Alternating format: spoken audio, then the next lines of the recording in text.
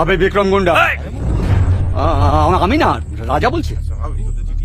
তুই একটা অশিক্ষিত লোক। তুই কি করে ভাবলি যে আমার মতন সৎ শিক্ষিত একটা ছেলে তোর বোনকে বিয়ে করবে? কি করে ভাবলি যে আমার মতো সৎ শিক্ষিত ছেলে তোর বোনকে বিয়ে করবে? হুতুম প্যাচার শিখি আসা জিপিওতে বাঁধবে বাসা। তোর বাবার মরণকালে বিব্রতি হয়েছিল, তাই এরকম অবাস্তব একটা সে শিক্ষা জানিয়ে গেছে। তার জন্য আমি নিজেকে বলির পাঠা বানাতে রাজি নই। আর বরপণের জন্য আমার ছোট মা তোর কাছ থেকে যে টাকা নিয়েছে সেই টাকাও আমি তোকে ফেরত দিয়ে দেবো।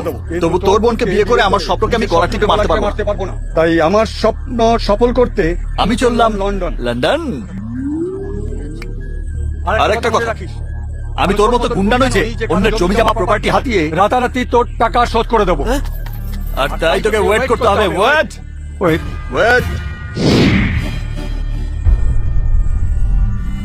ইতি রাজা।